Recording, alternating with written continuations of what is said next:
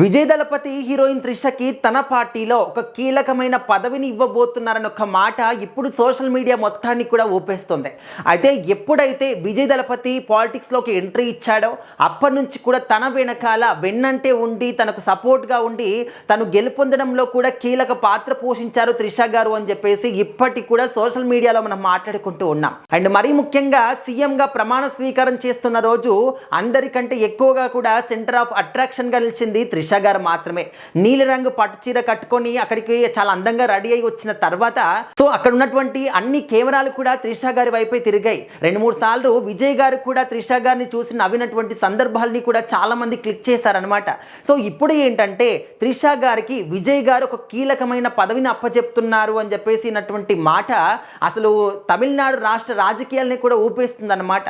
And అందరం కూడా ఏమనుకున్నాము, విజయ్ గారు 2 చోట్ల పోటీ చేశారు, భారీ మెజార్టీతో 2 చోట్ల కూడా గెలుపొందాడు, ఒక చోట రాజీనామా చేశాడు. కాబట్టి ఆ రాజీనామా చేసినటువంటి ఆ ఒక చోటుని త్రిష గారికి అప్పచెప్తారు అని చెప్పేసి ముందు నుంచి కూడా మనం మాట్లాడుకున్నాం. సో ఆ తర్వాత ఏంటంటే మళ్ళీ అంటే ఆ పదవి కాదు, తన పార్టీలోనే తన దగ్గరగా ఉండేటటువంటి ఏదో కీలకమైన పదవి ఇవ్వబోతున్నారు అని చెప్పేసి మళ్ళీ అనుకున్నారు. సో ఇప్పుడు ఏంటంటే తాజాగా అది కూడా కాదు, ఢిల్లీని ఆయన ఒక కేంద్రంగా మలుచుకోబోతున్నాడు, ఢిల్లీలోనే అసలు ట్విస్ట్ కనిపిస్తుంది అని చెప్పేసి అంటున్నారు. అంటే ఢిల్లీ అంటే ఏంటి, రాజ్యసభ.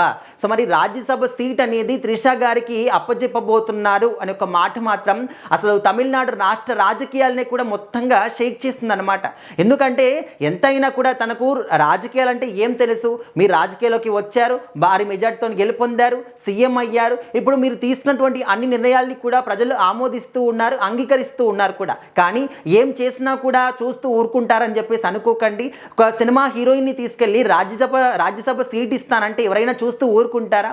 తనకి ఇంతకుముందు ఏమైనా పాలిటిక్స్ అంటే ఎక్స్పీరియన్స్ ఉందా, ఎక్కడైనా పోటీ చేసిందా, ఎక్కడైనా గెలిచిందా? అలాంటిది ఏది కూడా లేనప్పుడు త్రిష గారికి రాజ్యసభ సీటు ఏ విధంగా ఇస్తారు అనే విధంగా అనేవాళ్ళు కూడా ఉన్నారు.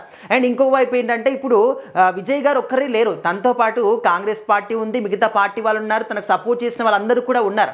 సో వాళ్ళందరి దృష్టి కూడా ఈ యొక్క రాజ్యసభ సీటు పైనే ఉంది. సో మరి త్రిష గారికి ఇస్తే మేము ఊరుకుంటామనే విధంగా వాళ్ళు కూడా ఎదురు చూస్తూ ఉన్నారనమాట. ఒకవైపు కాంగ్రెస్ పార్టీ కూడా ఎదురు చూస్తూ ఉంది. సో ఇక్కడ ఇంకొక ట్విస్ట్ ఏంటంటే బీజేపీ పార్టీ నుంచి అంటే అన్నా డిఎంకే పార్టీ నుంచి ఆ ఒక రజనీకాంత్ గారిని కూడా రాజ్యసభ సీటు కోసం బరిలోకి దింపుతున్నారు అని చెప్పేసి అక్కడ కూడా తెలుస్తుంది. సో దానికి ధీటుగానే త్రిష గారిని దింపుతున్నాడు విజయ్ అని చెప్పేసి కూడా ఇంకొక మాట కూడా వినిపిస్తుంది.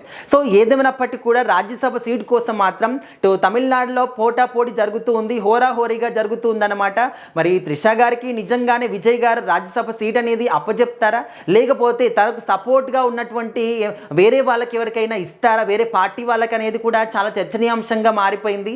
బట్ ఒకవేళ వేరే పార్టీ వాళ్ళు ఖచ్చితంగా వాళ్ళు చెప్పిందల్లా కూడా విజయ్ గారు ఆమోదం తెలపాలి. ఎందుకంటే ఈయనకు మ్యాజిక్ సీట్లు రానప్పుడు ఖచ్చితంగా సీఎం అవ్వడానికి ఛాన్సెస్ కోల్పోతున్న సమయంలో వాళ్ళందరూ కూడా సపోర్ట్ చేసి ప్రజెంట్ అయితే సీఎంగా ప్రమాణ స్వీకారం చేయడానికి వాళ్ళే ప్రధాన కారణం కాబట్టి సో వాళ్ళు చెప్పినట్టు కూడా ఈయన వినాల్సి వస్తుంది అనే ఒక మాట కూడా వినిపిస్తుంది. బట్ ఏదేమైనప్పటికీ కూడా త్రిష గారి పైన మాత్రం చాలా రకాల రూమర్స్ అయితే వస్తూ ఉన్నాయి. ఖచ్చితంగా అయితే వెయిట్ చేసి చూద్దాం. ఒకవేళ త్రిష గారికి నిజంగానే రాజ్యసభ సీటు ఇస్తారా, లేకపోతే తనకు సపోర్ట్గా ఉన్నటువంటి వేరే పార్టీ వాళ్ళకి ఇస్తారా? మీరేమనుకుంటున్నారో? త్రిష గారికి రాజ్యసభ సీట్ అనేది ఇస్తే బాగుంటుంది అనుకుంటున్నారా? ఖచ్చితంగా కామెంట్ చేయండి.